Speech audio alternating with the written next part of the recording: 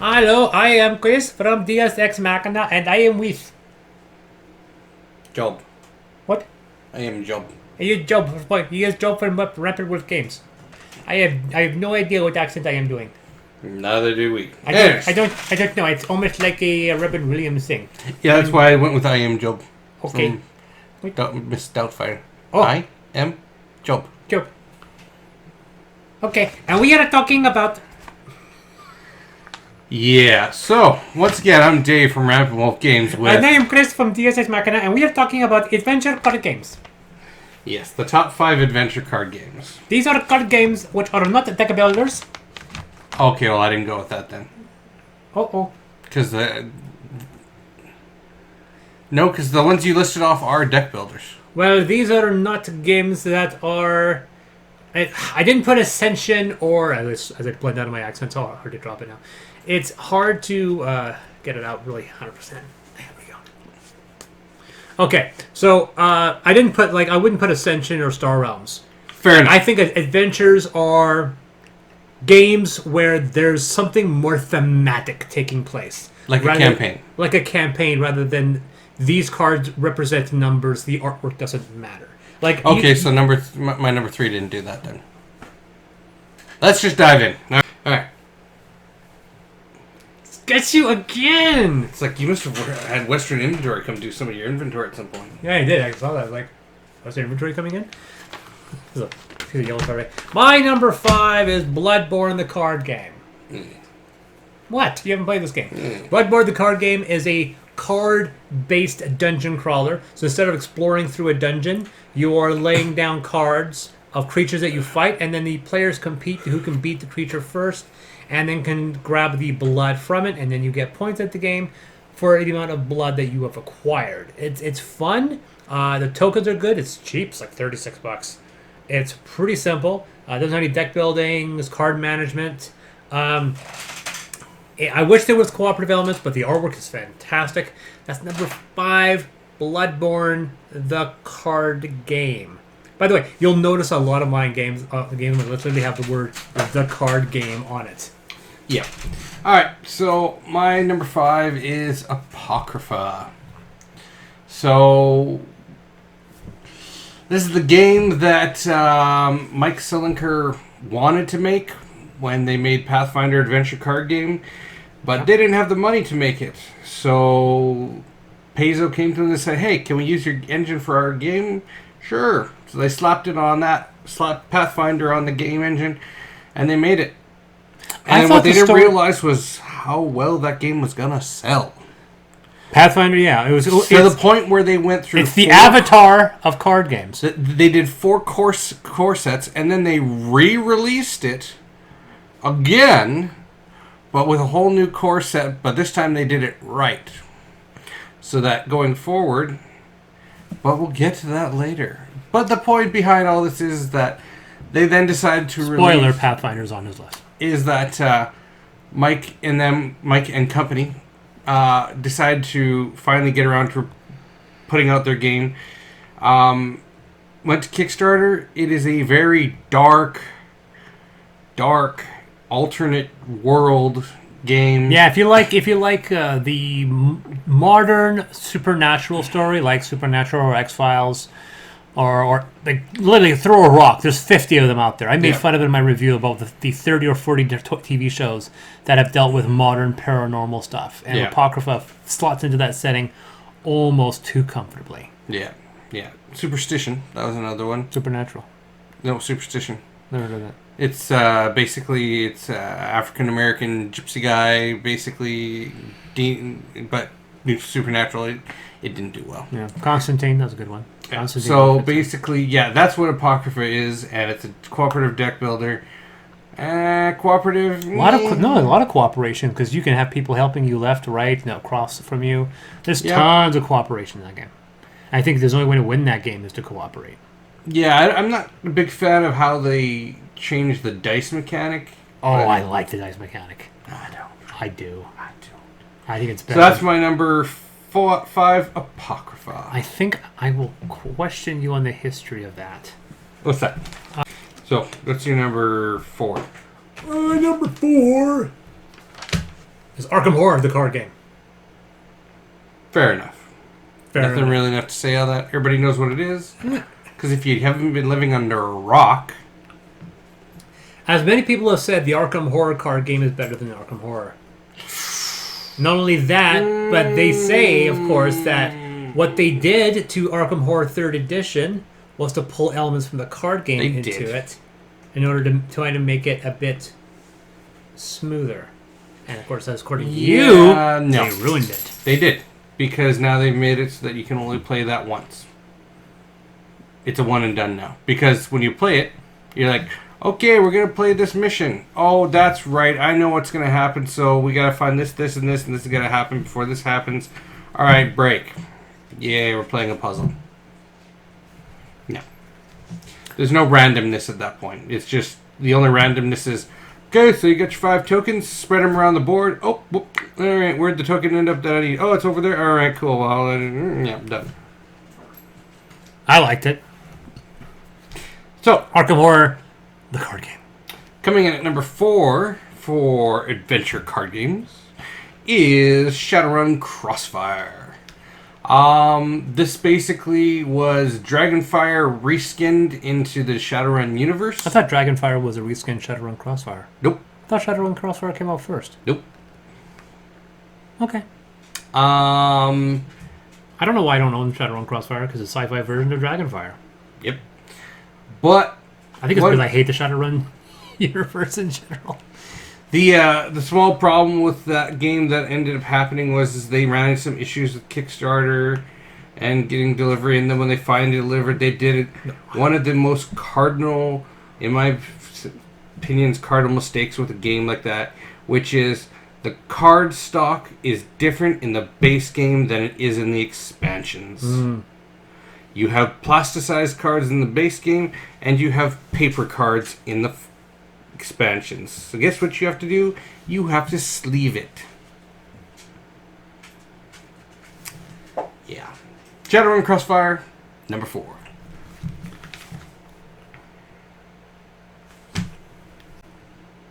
My number 3 is a game that I'm going to let my other guy talk about it when it pops up on his list. It's Pathfinder the card game. Pathfinder card game is a really good game. I like what it does. I like it deals with... it's not a deck builder, although there is some very minor deck building elements to it because you can grab cards and add them to your hand.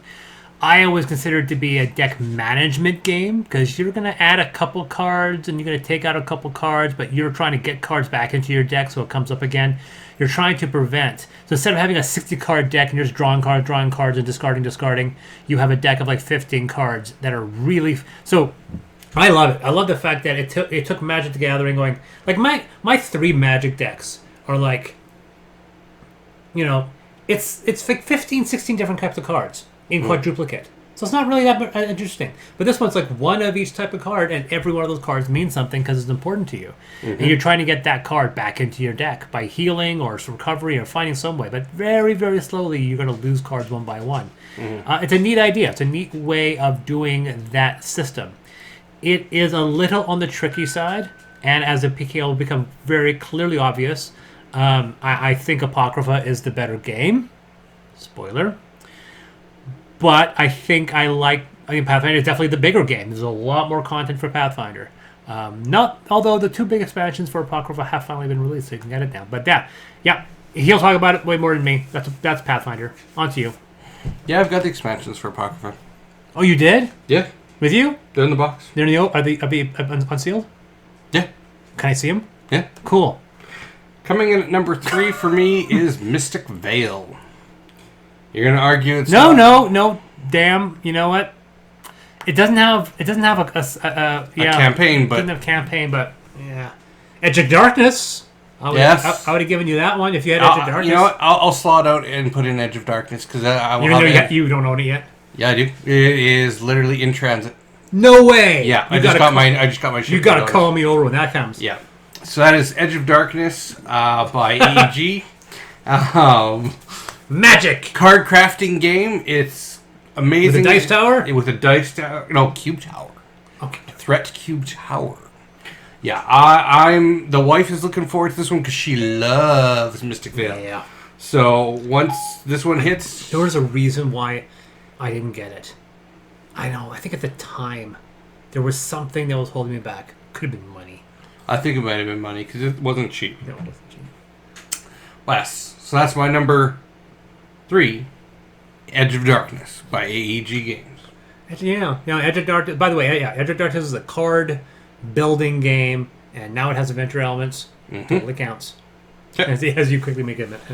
My number 2 pick is very similar to the Arkham card game. It's the Lord of the Rings card game. I like the Lord of the Rings card game. I've actually played it more than Arkham. Lord of the Rings card game is actually quite fun. I like the fact that it is by default, it's a 2-player game, so it's really great for me and my fiance. It's cooperative. They took a similar concept of Magic the Gathering and made it cooperative. So count me in. I love the fact that you can build the decks up, but you can have them fixed decks. You have heroes, and you have a story-based adventure line, and there's some story elements, but not much. You're just kind of tracking the movie. Totally. I'm up for that. We played it a couple times. We played it a few times. Still, I have yet to play a Gandalf card. Because it's like there's like this. Everyone has a Gandalf card, which is supremely powerful. Has not seen the light of day in any of the games. Because you'll go through only, you'll lose the game by lifing out. You'll lose life in Lord of the Rings card game. Lifing out? Nope. What? I was right. What? Pathfinder Adventure card game was 2013. Apocrypha was 2017. Oh, Apocrypha. I want to know when the Kickstarter got launched, because the Kickstarter didn't launch 2017. It wasn't 4 years, though. Yeah. All right. But, that's... Number 2. That was Lord of the Rings card game. I enjoy it. I like the fact that you can't life out. You can life out in that game. We've not lifed out. We've actually haven't lost. But you can also lose the game by milling out. But I've never milled out my deck. I've never run out of cards. I always run out of life. Or come close to running out of life. We come close to running out of life. But yeah, I really like it. It's a fun game. Lord of the Rings is a card game. That's my number 2 pick. On to you. Coming into number 2 is Dragonfire D&D. Wow, what a shock. What a shocker. This game is an amazing dungeon crawler, deck builder, cooperative. It's simple to understand, it's quick to teach, and it has ways to build your characters up because you can assign new abilities to them, and you actually put them on your character cards, thereby making your character different than any other time that character will be played. It is amazing. It is a great system. I just wish they had done it right with Shadowrun Crossfire. Sad face. All right, on to number 1.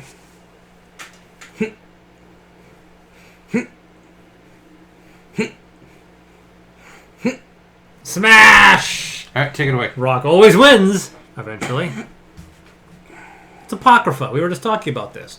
I find Apocrypha to be immense. First of all, vanilla fantasy will never make me like your game. And Pathfinder is the most vanilla fantasy out there. D&D is vanilla fantasy. And Pathfinder, we want to be another variation of D&D. Yeah, but you're still vanilla fantasy. And whenever anyone tries to tell me anything about Pathfinder's uniqueness, I'm like, no. Pathfinder is vanilla fantasy. As just because you have better artists than Wizards of the Coast does not mean that you're any different than Wizards of the Coast. You're just it's just vanilla fantasy. Pathfinder just vanilla. Dragonfire is vanilla. And I'm not a fan of vanilla fantasy, which is the reason why any board games or any games period that try to break that trend by switching up the monsters, switching up the setting, playing with it. I mean, that's why Eberron was one of the greatest breaths of fresh air for D&D, because it was at least slightly different. And the games that people talk about in D&D that are ones people really love, Dark Sun, right? And stuff like Spelljammer. They don't sell well, but people talk about them very highly. People go, "Oh yeah, I can't wait to play." Like, what's your favorite setting? Forgotten Realms. Nobody likes Forgotten Realms. They settle for Forgotten Realms because it's just completely vanilla, and it works because that's why vanilla is the most popular ice cream flavor, because a lot of people like vanilla, and that's why I think a Pathfinder or a D&D based game that doesn't play around with its theme is never going to get really high on my list when it comes to thematics or story. And Apocrypha, of course, is vanilla supernatural. It does the exact same thing, but it's attacking a much smaller genre, which is that supernatural modern story. But I'll give it credit for play. They're still playing in that sandbox, which does not get. I can't think of another modern Supernatural board game that's not just a board game adaptation of those shows. Touch of Evil. Touch of Evil. Okay. Think of 4 more. But the point is that there aren't a lot. There are way more fantasy Folklore. games. Well, not Folklore's modern. not modern. No. Neither is Touch of Evil. Well, then I'm not thinking the other one either. I like the idea. I like the fact that you can have a bat. I like the fact that there's the Necronomicon is quite literally someone put the slipcover for the D&D Monster Manual over the Necronomicon from Evil Dead. It quite literally an illustration of that. I like some of that stuff like that. I like the neatness of you building this halo of cards around your central character to give you abilities and memories that help you flesh out your character through these random cards. I think that's unique. Pathfinder doesn't have that. I like the fact that you rolling dice 6 instead of other dice, so the game plays around with having to give you other dice and you get to do rerolls based on what other players do. I think that's good. That's not in Pathfinder.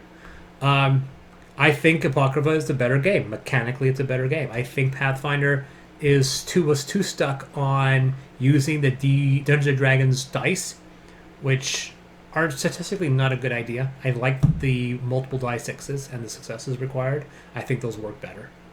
I like the fact that you only take 3 number results from Apocrypha. You can only get the results of 3. So you can roll like 6, so you have a much better chance. You're talking about advantage. Rolling advantage, you get the top 3 rolls. Brilliant. That's Apocrypha. Number 1 for a card game. And now this guy's going to talk about Pathfinder for 5 minutes. No. But my number 1 is Pathfinder Adventure Card Game. And I will disagree. This is it. This is the debate. Come on, tell me. I like the dice mechanic better because there's something awesome about it. It's like, okay, I'm going to use this ability and this ability. Oh, you're going to give me a blessing. Oh, you're going to give me a blessing. Now I'm throwing 15 dice. I know statistically with these 15 dice, I have a lot better chance of getting that 32 I need to beat this monster, as opposed to going, okay, well, I'm going to be throwing 7 dice, but I only get to keep 3, so technically the highest I can get is 18. Sure. But the goal's only going to be 12. Yeah.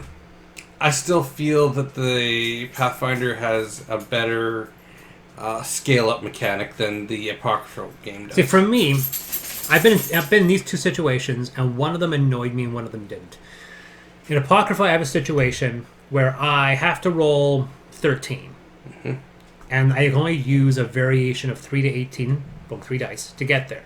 Which means I'm batting above average. But because of my abilities, I get to roll 5 dice. Statistically, not really great odds. No. But somebody near me is giving me 2 rerolls. Which means now I get to reroll the 2 lowest dice and reroll them, hope to get higher results. Things are starting to work in my favor. Pathfinder. I have a die 10. I have a die 8, which I upgraded to a die 10. And then someone gives me a die 8, and then I get another die 4. I roll 3 1s. And I wanted to punt that game across the room. Because sometimes you just suck, that's all. Yeah, I know, but statistically, it's harder to get 5 1s. Yeah. And then I get to re-roll them, but you can't. I'm okay with the rolling the 1s because that's just straight up D&D and Pathfinder. Sometimes you roll D&D and Pathfinder aren't good mechanical games. But sometimes you roll that 1, and I've sat here the other night and watched my gaming party roll 1 after 1 after 1 after 1, and it's like statistically that is freaking impossible. You should not be able to roll that many 1s on D20, but I've seen it happen. So when I'm playing Pathfinder Adventure Card Game and I roll 1s, it's just like, yeah, that happened. So I played Apocrypha 3 times. We haven't lost. I lose Pathfinder way more. How do you lose? Because the exact same reason that I just mentioned. I never lose. I lose a lot at Pathfinder. I time out, but I never lose. What do you mean time out? I run out of cards on the clock, but I never lose. No, it's just you exhausted the time. Well, that's still losing. No. If you look it up in the book, that's not losing. You've just ran out of time. That's what they call it. You ran out of time. It's like, oh, try again. It's grinding, like an ERPG. That's still a loss. No. Because when I say I've lost at Pathfinder, it's because I've generally timed out or I've had characters die. Yeah, no, I time out all the time. I've never had characters die. But even when I time out, I still get something because I'll gain cards and stuff. So I'm still making my character better. Yeah. So. Yeah, no, maybe I just had bad experiences with Pathfinder. Yeah. So that is my number 1 pick. That's your number 1 pick. My number 5 is Bloodborne. Number 4 is Arkham Horror. Number 3 is Pathfinder. It's not a bad game. I think Apocrypha is better. Number 2, Lord of the Rings. Number 1, it's Apocrypha. All right, number 5 is Apocrypha. Number 4 is Shadowrun Crossfire. Number 3 is Edge of Darkness. Number 2 is Dragonfire. And number 1, the better game, is Pathfinder Adventure We're Card gonna Game. fight for the top for the quick take on that one. So I have been Chris. I've been Dave, and remember, the rules are just a suggestion. Play the game how you want to play it, and make sure you play Pathfinder Adventure Card Game. Apocrypha.